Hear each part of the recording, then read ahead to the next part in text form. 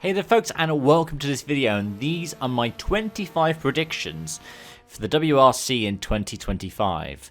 We're going to go through some broad predictions, some championship predictions, some random events, some driver changes, and some calendar predictions, which will either be for 2025 or 2026, depending on as they come up.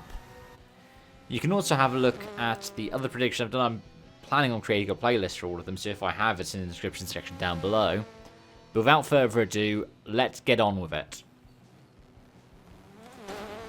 Firstly, I'm going to predict this. Either Thierry Neuville or Sébastien Ogier will win Monte Carlo, the season opener. Because out of the last 11 editions, they've won 10 of them. The only person who did interrupt it was Sébastien Loeb in 2022. In fact, the last person before that streak started as well was also Sébastien Loeb. And the one before that, when they were only just returned to the WRC following their IRC stint. A second one is that Adrien Fourmeau will get his first win. Fourmeau has shown considerable pace, especially in the M Sport Puma last season, which we know is underdeveloped. He's got stage-winning pace. He's got the pace to compete for the lead of rallies.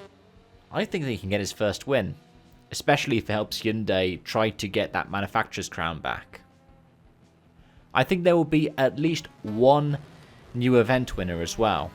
So, if Fourmeau gets it, maybe Pyrie does as well. Maybe Katsuta does. Maybe Munster or McAleen do. Or maybe it's somebody that we haven't even thought of yet. I think there will also be at least 6 winners, the same that we had last year, which carries on this theme, because there are only 5 WRC event winners in the Rally 1 field. Even though there are 4 champions, the most that we've had since 2003, at the start of a season, it's, surprising we only have 5 winners. The only one who isn't a champion is Elfyn Evans. And my 5th one for broad predictions is I think Hyundai will add a 4th car for at least one event. The last time the Hyundai said they were going to run 3 drivers a full season was 2017. And then partway through the season they hired Andreas Mikkelsen. And so all of a sudden there was a 4th car showing up for the end of 2017. In terms of championship predictions, I'm going to guess that Hyundai and Toyota will split the championships between them. I'm not going to guess which way, but I'm going to guess that anyways. And by saying that, that means that if for whatever reason the co-drivers and drivers champions are different, like if it's somehow Jonny Hulttunen and Oit Tanak, I still get that. I also think the world champion will be a returning champion, which is probably not the most surprising. I mean, the winningest driver in the current Rally 1 field to not have got a title is Elfyn Evans. But if you compared Rovanperä, Tanak and Neuville, you would probably assume them to be some of the favourites. I think Oliver Solberg will be WRC2 champion this year. He's shown he has the pace. That GI Yaris Rally 2 won on its first attempt with Sami Pyrie.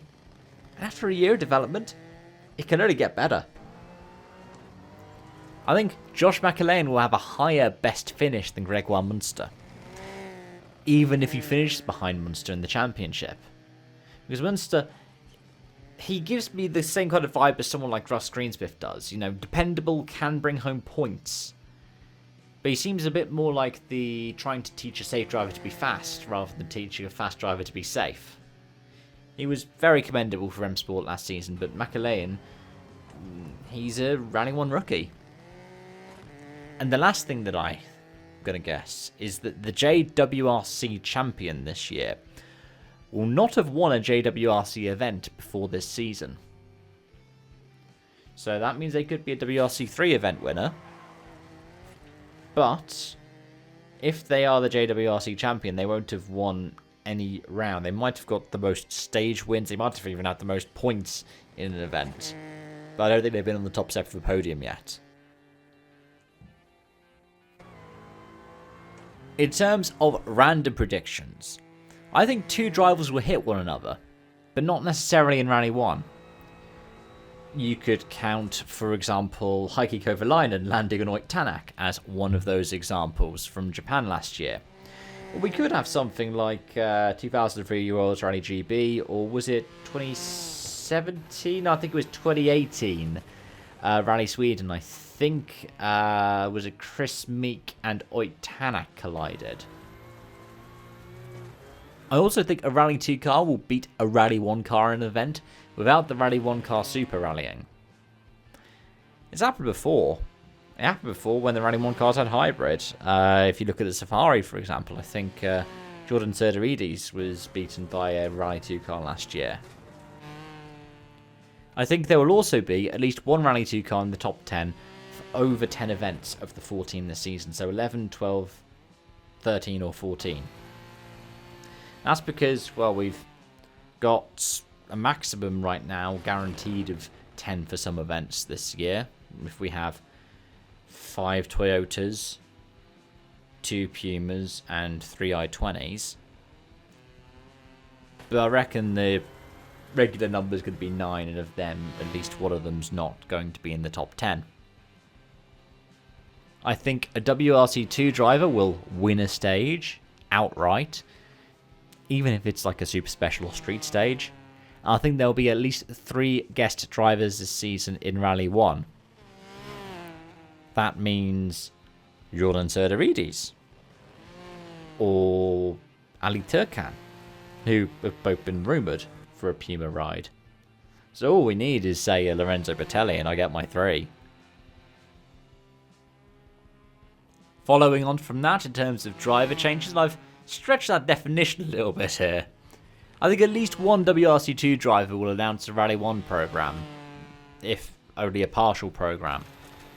I think at least one driver will announce their retirement from the sport, even if they're not competing this season, for example. I think an ERC driver will announce their WRC competition for 2026, regardless of class. So that could, for example, include the Myers, who competed in JWRC. If somebody comes across from ERC 4 to JWRC, that counts. I think that M Sport will only announce 2 full-time cars for 2026. And I think that at least one new entry will be announced for the WRC 27 rules. Whether that's some kind of private entry or whether it's manufacturer backed. And lastly, for calendar, I think there will be no fewer rounds in 2026 than in 2025. I think that one of the 3 rounds lost at the end of 2024 in Croatia, Latvia and Poland will return for 2026. I think that any other changes to the calendar apart from those 3 will be with new rounds. I think there won't be a return to both the UK and Ireland. Only one of them, if either of them. And this is a bit of a sad one. I don't think there's going to be a return for Mexico or Argentina. And the reason for that is because the target appears to be the US. But those are my thoughts and predictions for the WRC in 2025. What are yours? Let me know them in the comment section down below. Thank you so much for watching, and I hope to see you again soon. Bye for now.